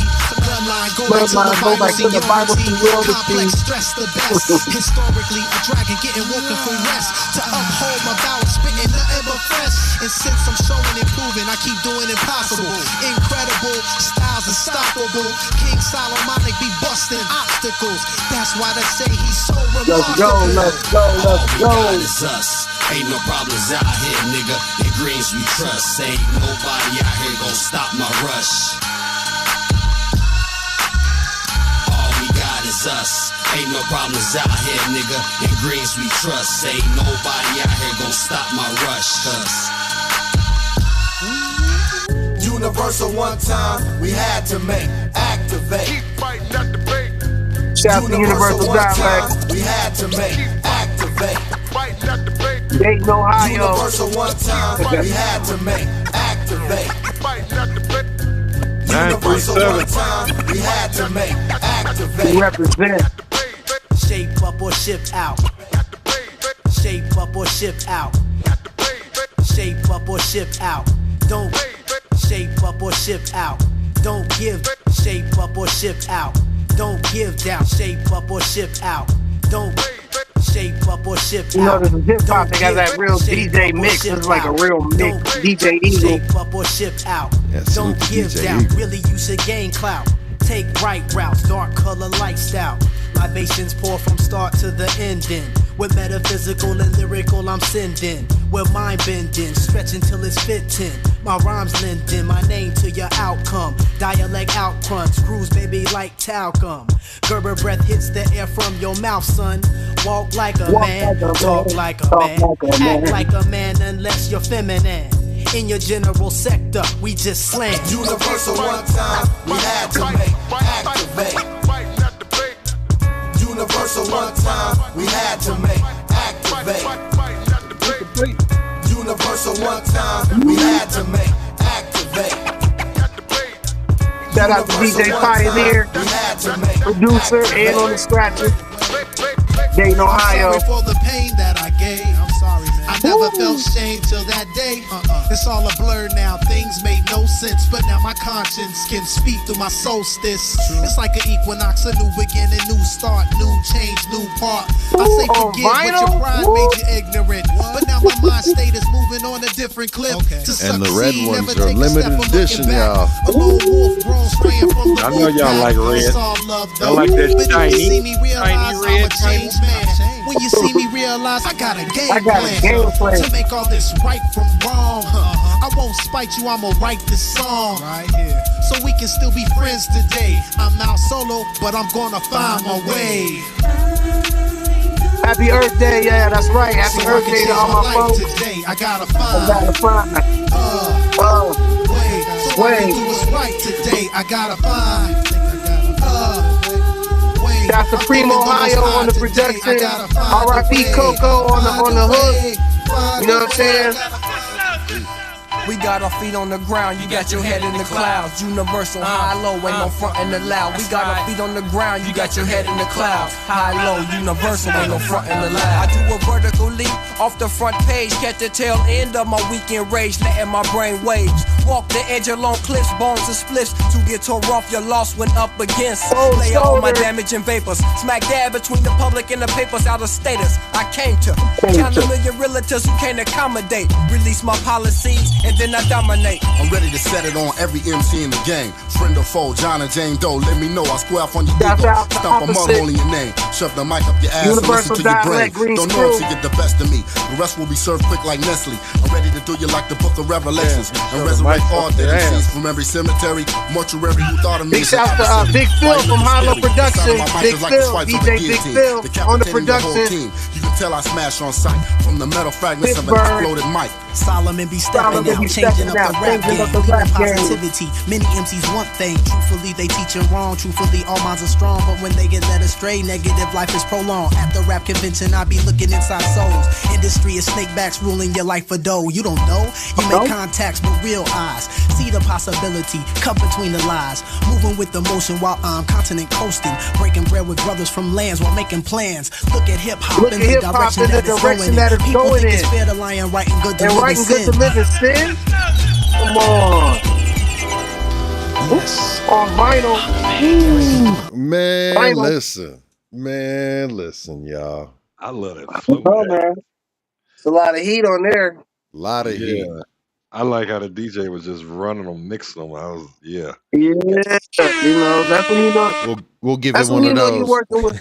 working with a real, you know, you working with a machine, man, but an independent machine, man, that understands, like, you know, we're gonna have everything in place, you know what I mean? Like, you can actually hear the album right there, you know what I mean? So you already know what it's gonna be if you got your vinyl and you're doing your thing with it, you know what I mean?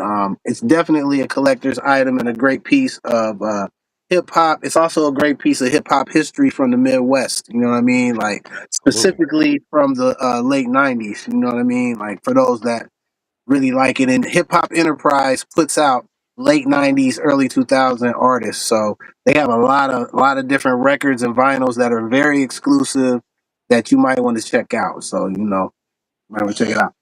Yes, definitely a great era in hip hop period, and definitely in this area in the Midwest too, coming out of Cincinnati, Dayton, Indianapolis.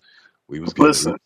Yeah, we had our own chitlin circuit, that's for sure. You know what I mean? yes, we But we got did. it. But we got everywhere though. But we were everywhere. Absolutely. Well, you know better than anybody. Yeah, you was right on that circuit. Yes, sir. Absolutely. I mean, yeah, I hope that we have an opportunity to have you come back again, and I hope you enjoyed your time with us and stuff like For that, because sure. we For would sure. For love to sure. have, because there's plenty of stuff that we haven't had to even get a chance to get into. But that's the thing that Scratch the surface. Yeah. I love about the format of this show is because we're not peppering you with questions. I just and fresh just we like having conversations and letting it flow and the way it goes and allow we like to give artists a platform where they can talk about what it is that they want to talk about, have an opportunity to, you know, not talk about the shit that they don't want to talk about. We're trying not to Yeah. ask you the same questions over and over, but yet when you have, you know, connections to Tribe and Chappelle and Twalib Kweli. I'm sorry, I just had all this dental. I still can't feel my face. So I feel like a We know fool what right you're now. saying, baby. But nah, man, it's embarrassing. Like they're gonna be watching this shit, be like, like Well, you gave the disclaimer. You always look. yeah. They only know because you told them, man. They, you know what Don't I be Right. throwing mean? Yeah. that. They only Don't be know throwing you that vulture shit at me. know. Now, much love. Like you know, I mean, you just have like an amazing spirit about you, and I appreciate everything that you're doing in regards to not only your art, but just again the community aspect of everything that you are doing in regards to education, about, alternative medicine that won't necessarily get you hooked and give you better tools to heal your body instead of chemicals that, if you have moderate to severe symptoms, you may experience side effects, including suicidal thoughts and death or whatever that shit is. Like, I don't want to take. I don't want to take this. Like, I thought this. I got a runny nose, and you talking about I'm gonna be puking and shitting and death. Like, for a runny Preaching well, nose. I Yeah, mean, preaching wellness here, and this, yeah, that's great. I mean, and he's somebody, is pushing not only hip hop culture forward, but life, yes, positivity, man. We really appreciate you, pushing forward. I mean, just a little run in at what was it, Jason's Deli, and then yeah. he was like, "Fresh." I said, "I gotta get you on the show, my brother." And here Jason's we Deli. are. That's a good And here spot. we are. Yeah, Yes, sir. Here Yeah, we are, man. So listen, I appreciate you guys, man. I receive all of the accolades and I received them. You know what I'm saying? I appreciate y'all. Um, keep doing dope shit. You know what I mean? Like keep putting out pushing the culture forward. And again, you can check me out again as King Solomonic is spelled with all O's, IC at the end, KingSolomonic. Green Ideas and Wellness is the wellness brand, and it's my company as well. And just be on the lookout for different events that I do plan to be throwing this year. And just look out for the music, and definitely pick up that vinyl if you're a collector. You know what I mean? Like I appreciate you. do that. You're gonna get well worth your money's worth of good music and introspection, and you know what I mean, like hip hop. You know what I mean? Real hip hop. Yeah.